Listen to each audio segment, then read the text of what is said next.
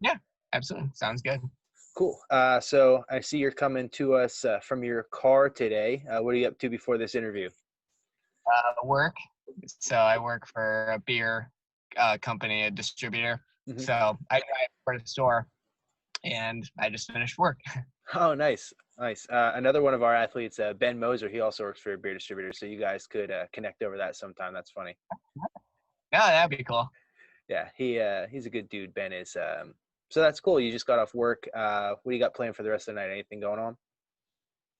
I actually still got a little bit more work to do, and then maybe lift, do some weight training. That's about it. There's not much to do still.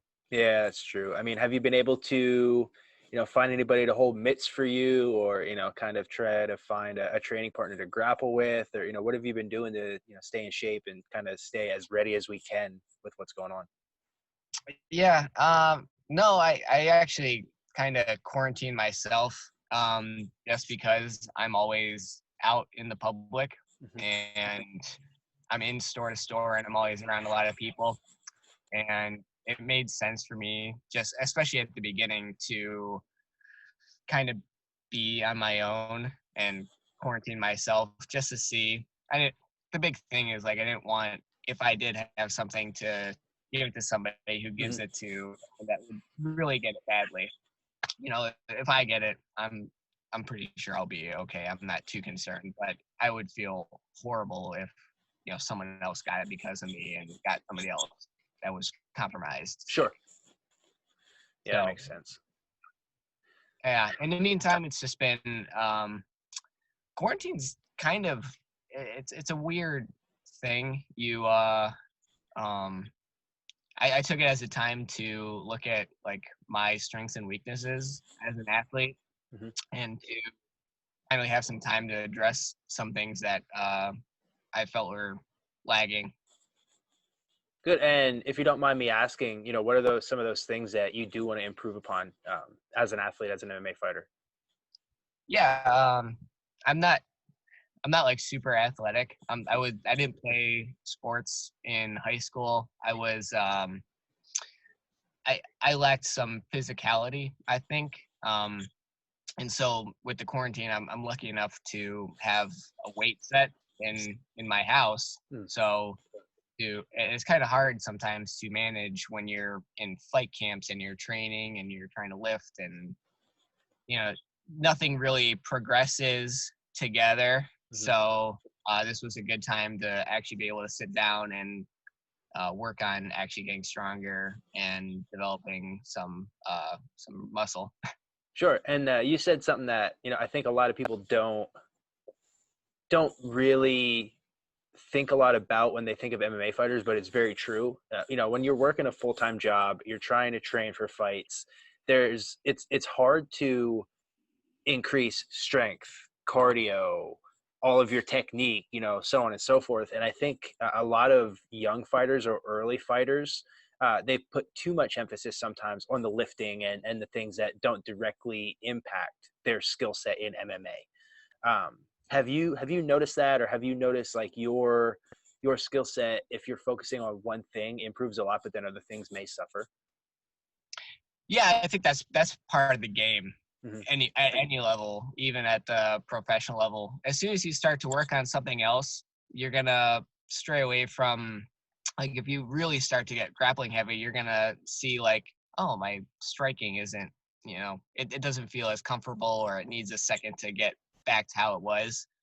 But that's part of the fun of it, is you do get to improve on one thing and then the other part starts to lag, so then you bring it up and it's a constant balancing act. That keeps it entertaining. It is, and there's, with having multiple training partners and training partners with different skill sets, I always find myself, if I'm focusing on one thing, picking someone who's good at that thing I'm trying to focus on and gravitating towards them during that time. Do you find that you have, some specialists in your gym at, maybe they're good at a guillotine or a darts choke or a single leg or what have you, and find those people to work with when you're working on something?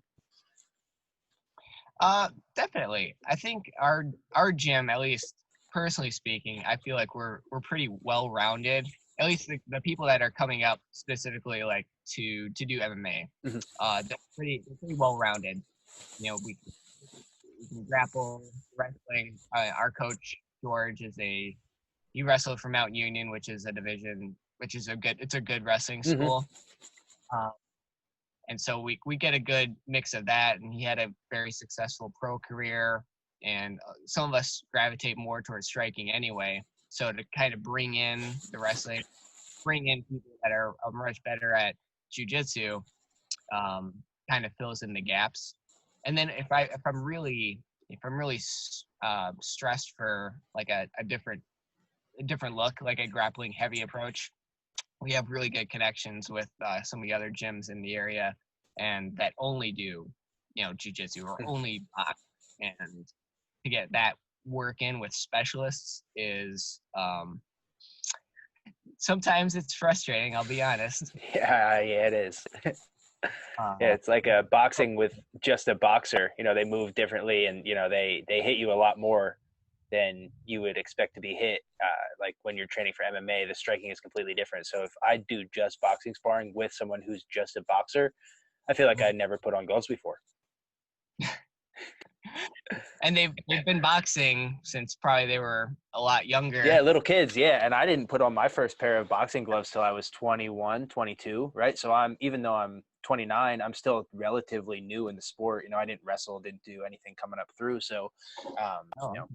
everything's kind of new to me that I'm learning still. I mean, in this game that I've been, fighting for 8 years and been training for, however long it's been, still Mhm. learning new things. And there's, 19, 20-year-old kids that are coming up that are, whooping me in the gym. Yeah, it's frustrating It sometimes when is. that happens. When you have Uh, an off day and you're just yeah. kind of, oh, this is a, I know how to do this Kimura. I know how to get it, and then instead you're like failing so hard. It's so frustrating. Yeah, I know. It's funny. You said, you weren't an athlete in high school, but then, you've put together this, I believe you're what, 4-2 MMA record Yeah, as an 4-2. amateur. What drew you to the sport of MMA? How did you, first get involved in even training, let alone saying, okay, I want to compete in this sport and fight, get locked in a cage with somebody else? I started with traditional martial arts.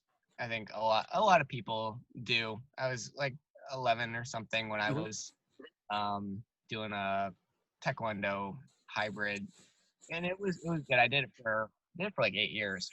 I did it for a decent amount of time, but I got into it because we would watch the UFCs, and so the pay-per-view would come on and people would go over someone's house and we would watch them. And I don't know, you're an impressionable 14, 15-year-old and it doesn't seem so bad. And you're like, oh, I could do that. And you really start to follow the sport and you like it. And you get like a nagging, like, I can do that. Like, it's not so much of a far-fetched question anymore. So that's how I ended up getting into it. And did the gym you're at now, have you been there since the start of your amateur career in MMA? I've had the same coaches my career. I have not had the same gym Okay, makes sense. And do you though. No. remember what the first UFC pay-per-view was that you watched that you were like, this is awesome? UFC 94 in 2009. And who was the GSP main event? GSP versus BJ Penn 2. Awesome. Yeah, Yeah. that's a classic. That was a big one. I remember Machida knocked out somebody at like the end of the first round with this diving punch, and the guy was out in one punch. I was like, oh my god, that was crazy. And then to go watch St. Pierre fight after that was like, wow, this is a really cool thing. And it wasn't like so barbaric. I think even back in like 2007, 2009, it still kind of had that stigma. It wasn't totally accepted like it is now. Sure. I mean, it still, to a certain extent, has that stigma. I listened to a bunch of different podcasts, and one of them I was listening to was a college football podcast, and they were talking about how the NASCAR race that was last weekend, or yeah, this past weekend was the first major sporting event in, 6-8 weeks. And I'm sitting there thinking, the UFC just put on 3 cards in 7 days, and the college football world as a whole, and I think a lot of those, quote unquote major sports don't consider MMA or the UFC in, the top tier of sporting events. I don't know why, but it seems like there's still kind of that stigma around it, maybe in the major news media or those major sports. I wanted to get your take on what you think, would propel the UFC to that level of, considered with the NFLs and MLBs of the world to just the general public. I think you nailed it with the it's a media thing. If you watch other athletes from sports interact with fighters that are at a higher level, it's not any different. Mm-hmm. They still respect them. There's just the whole thing, athlete to athlete. I think it's a different level as opposed to media to sport. As to for what would make it better or to like propel it, I think it needs to get a little cleaner. That's my personal opinion. I think that if you look at other sports, and you watch how athletes talk to media, it's less selling, less antagonistic. They're just talking. Mm-hmm. They're trained to speak to media. They say things. They don't. Some of them swear, but I think so. You need a little bit of like a clean personality to get the attention of the people that think it's too hardcore. Gotcha. Anyway. Yeah, and some of those press conferences, I think of like when Connor's yelling at Jeremy Stevens, and things like that, where it's just not a very polished press conference, right? Like if you see Tom Brady address, the NFL crowd or something like that, it's a much different feel. It's much more, I don't want to say professional, but he carries himself differently. And I think that is it almost lends itself to be a family friendly press conference, where I wouldn't sit down with a 6-year-old and say, now we're going to watch Conor McGregor and Nate Diaz argue back and forth. Yeah, you can't do that. It limits the accessibility Mm-hmm. of the sport. It just, you're right. That's a good point.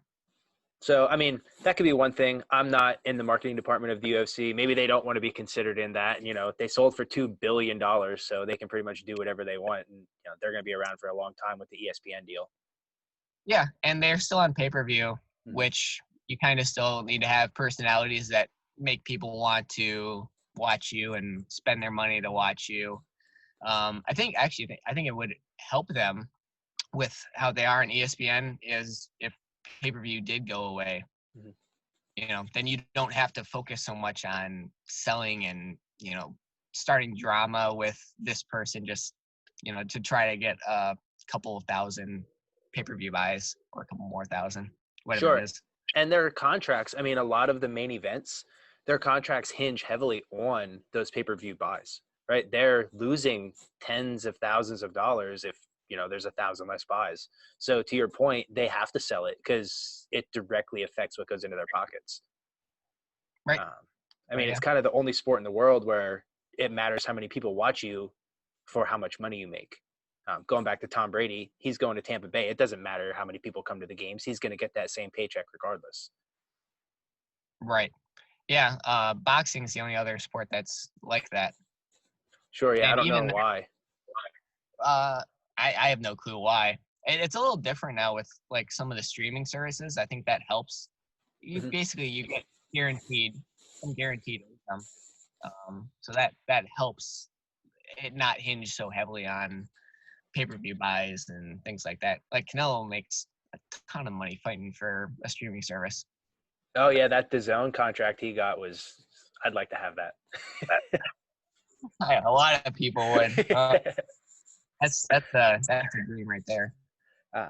So you're 4-2 as an amateur. You're fighting, pretty high level from this point forward, amateurs. So what's your goal from here on out? 2020 is kind of on hold for everyone, but once we can get back into the gym, get fighting again, what would you like to see yourself accomplish through the end of 2020 into 2021? 2020, I had some goals. Every year at the beginning of the year, I write down goals that I would like to accomplish, professionally and personally. And after last year was a really bad year for me. So I was really looking forward to 2020. A lot of people are like, new year, new me, but I was actually looking forward to a change of the year to kind of wash away 2019 a bit. And I wanted to fight a lot. That was the thing that I was looking back through some of my old years, and I was, in the quarantine, you start to get a little retrospective. And so like I can look at when I was fighting more, I felt better. When I was competing more, I felt better. In like 2017, I fought 4 times. I think 2016, I competed 4 times, and then things dropped off a bit, and I don't know why. And I started off this year strong. I did a grappling tournament right before the coronavirus hit, and I was like, all right, I'll do the grappling tournament. I'll fight again. I'll just keep cycling, stay in that competitive mindset, and fight as many times as I can to try to go pro. That was my goal. As far as how much has changed, a bit. I would say it's changed a bit, but I still have the same goal in the end. Still compete a lot as much as I can, within reason. Being sitting for this long, it really, for some people it would hurt, but for me, I'm kind of like, I'm itching. I'm a little itchy to get back. Yeah, it seems like from just talking to you that you're using this time during quarantine to really do a lot of self-reflection and really improve on some things that you have recognized that can be improved upon. Not that they're necessarily weaknesses or faults or anything like that, but just always want to be improving and always want to be moving forward. Now, when you get into the gym and into the cage, do you have specific goals of the number of fights that you want to have before you go pro? Is that something that you think about, or is it just like, when I feel ready, I will, sign that first pro contract? Ohio's a little different, I think, than Pennsylvania and some of these other states. You have to have 9. You have to have 9 amateur fights. Oh, really? I wasn't aware of that. Okay. So I'm 3 away. Okay. Total. So I'm looking at 3 wins and then go pro. Got you. And then you're at lightweight right now, right? Yeah, I'm at lightweight. You planning on staying at lightweight when you go pro? Yeah, I flirted a bit. 2019 is just one of those years that I lost my first amateur title, and you felt lost. I felt lost a bit after it. I didn't know what to do and what to say, and how to even approach training for a long time. And I was on the smaller end for lightweights. I think I was only at like 165, like walking around. And so it was like, well, people were saying like, you should fight at featherweight anyway. And I'm 6'1", and I'm pretty lean anyway. I don't hold on to weight. I don't lose weight. I kind of stay about 165 usually. So I was like, oh, I'll try to do that. And I was getting ready for a fight, and my body weight was, I think I was under 160 walking, and I ended up tearing part of my rotator cuff wrestling. I didn't have the muscle that I was used to. I wasn't as durable. I was my body just didn't feel good. It was too low of a weight for me to be at to try to get down there. So with the quarantine and after I tore my shoulder and just doing the rehab for it, I'm a little bit over 170, which is nice for once. And I feel comfortable at 55. Good. Yeah, I mean, it's good that you got to kind of experiment with it. I mean, getting hurt always sucks, but it's better to, in my opinion, know early, right? Especially as an amateur, that that's not for you. I had Bill Bookwaller on, one of the referees, and asked him what would his advice be for amateur fighters. He said, get outside of your comfort zone, try things that you don't know if they're going to work or not. So, when you go pro where you're comfortable. So for you, 45, not a question. So you can focus on 55. Anybody who gives you any of that, um, you should go to 45 talk, say, I tried it, doesn't work. Because now you know. Yeah, and you won't know until you try it. Mm-hmm. So it's not like it was a bad thing. I don't look at it as a bad thing, at least. But yeah, it just doesn't work. It doesn't fit my body, and it doesn't really fit my style. I'm not someone that needs the extra weight to hold you against the fence or take you down or anything like that. It doesn't really help me that much. Being the heavier person, I would say.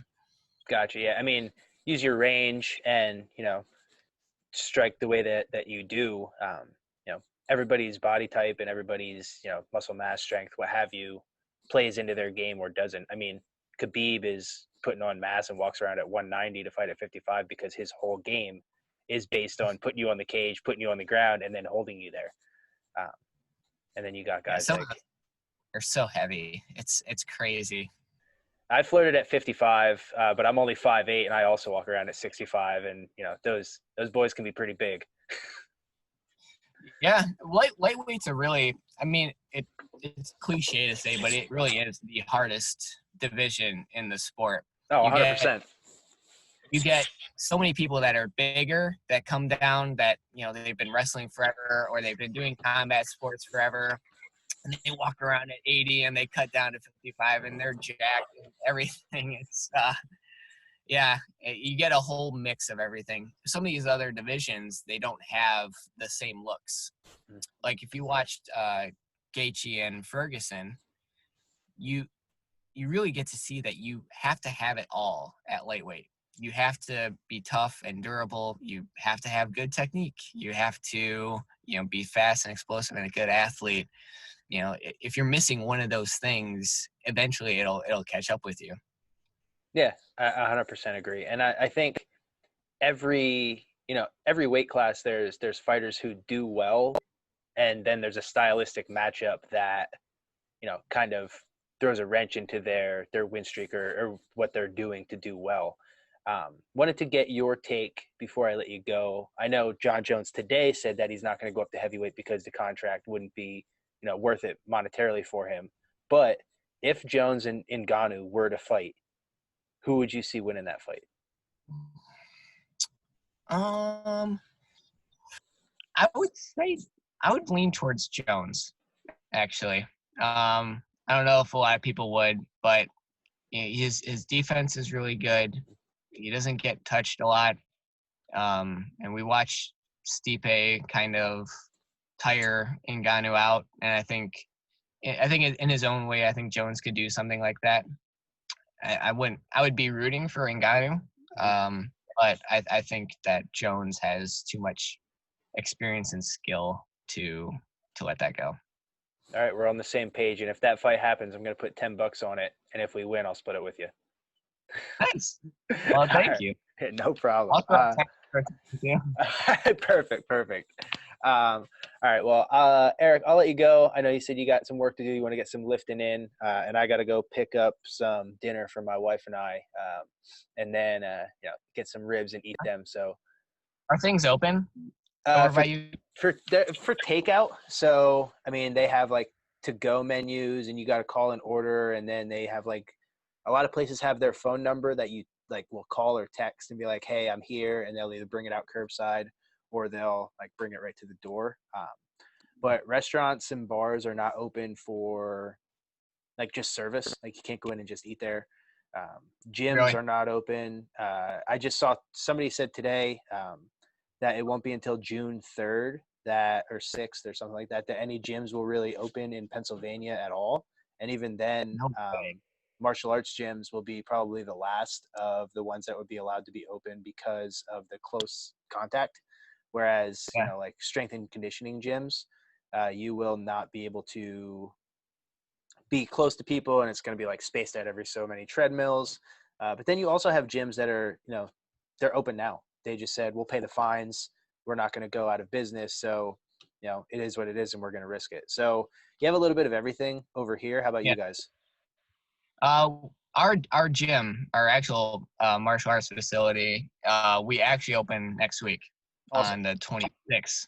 So I know a lot of us are very excited to be able to get back and hit mitts, and we can grapple too. They're trying to say that stay with the same partner. Mm-hmm. That way you limit like a bunch of cross contamination. Sure. But just to be able to do anything at this point is going to be nice. And they're just going to take your temperature, make sure that if you're sick, stay home. Same kind of which you should be doing anyway. Yeah. Yeah. But I don't know why it's so hard. It's not any different than how it should be. No, I mean, I'm in probably one of the most unique situations of anyone that I could think of, being that I am an MMA fighter and wanted to get back to the gym and train MMA and roll in jiu-jitsu and whatnot. But then at the same time, my wife is now 9 months pregnant. She's due June 1st. And she also works in a nursing home. So I had to be super careful, one, because she's pregnant, and two, because if I bring anything home with me, she takes it into the nursing home, and that's where it spreads like wildfire. See, that's where it's tough. And I don't like the it's not such a black and white thing to me. No, I mean, every person has a different situation that they're in. That's the situation I'm in, so I have to be very cautious because of what's going on. Yeah. But, I know my girlfriend's, one of her friends just had a baby, and they were actually kind of thankful that they could stay at home and just work from home and be with the baby instead of having to like worry about going back to work right away. So I guess they were looking at the bright side of it. Sure. I mean, there's a silver lining to everything. I'm looking forward to that, to being able to just me and my wife and our newborn baby be home and, not have many distractions or, people coming and going, and just kind of, have it be us at home. So we'll see how it goes. It'll be interesting. First kid, everybody says it's hard. I'll let you know. Nervous? Yeah, of course. I was talking to my old kickboxing coach yesterday. I said, yeah, dude, it's kind of like a fight where I'm nervous and excited, but I don't know which emotion's going to take over. So I'm just kind of letting it ride, and we'll see what happens. Yeah. Yeah. Were you really nervous before fights too? No and yes. I tried a bunch of different approaches, from letting my emotions get the best of me and being like a real nervous wreck, to my last fight. I took a nap like a half hour prior to walking out, hit some mitts, and then walked out. And then I was too calm and too complacent and wasn't even like I was in a fight. So for me, that pre-fight mental aspect is the thing that I'm working on still the most. I need to get into the zone where I'm like, I just got to update that we only have 5 minutes left. Get into the zone where I have to flip a switch, right? And know that I'm now in a fight and it's not just a training session. Because a lot of times I go through the motions and it's just like I'm training, and I need to be able to be out there and go for a finish and really hit somebody like I know I should. Yeah, it's the mental aspect. I don't know if you ever totally figure it out. I think you've kind of figure out what works for you. Mm-hmm. I don't know. I personally, I'm still. I think I have a better handle on it now. I was very nervous. I felt the moment. Like I wanted my body to feel the moment so that it could perform. But I don't know if that was really the right thing. Just depends on your fighting style, I think, as well. Yeah, I mean, we'll figure it out eventually, or we won't, right? They're the two options. Yeah. I know by being like too complacent and too calm going in there. You don't feel, you don't have that adrenaline, you don't have that rush of like excitement. Yeah, and that's what I need, right? I need to feel that and experience it. I don't want the adrenaline dump, because that sucks too. Can't even lift your arms up after the first round. But there's got to be a happy medium in there somewhere, and I'll find it eventually. Keep fighting, we'll figure it out. Yeah, That's why I was looking forward to being competitive. I think the more competitive you are, Mm-hmm. and the more things you're doing, the easier it is to kind of stay turned on. Yeah, I agreed. I think a lot of people are going to be competing and fighting a lot once these quarantines are lifted. I think it's good for I mean, right now the sport's not progressing very much. People aren't even really training, but I think coming out of this, there's going to be a huge influx of fights and tournaments and what have you. So the sport will grow after this is over. I have a pretty strong feeling about that. It's just once we're able to get there, and could be a couple months. We'll see what happens. Yeah, it'll be good. More opportunities for everybody involved. Yeah, exactly. So once it all opens up, hopefully, we can all fight. Maybe I'll be able to get out there in Ohio. We'll get some rounds and we'll mix it up. I'll bring a camera. We can record it, and then we can make some highlight videos. That'd be great. Yeah, I love cross training. I don't know, Yeah, some people have issues with that, but the more different looks you can get, the more prepared I'll be to actually get in there. So I love cross training. 100%. All right, it's a date. All right, Later. Eric. It's a pleasure. I'll let you go. My wife's texting me. She's saying go pick up the food. So it's stay safe out there. Hopefully you guys open up soon, and I look forward to seeing you fight. Awesome. Thank you, man. Thank you for everything. I appreciate Awesome. it. Yeah, thank you. I'll be in touch.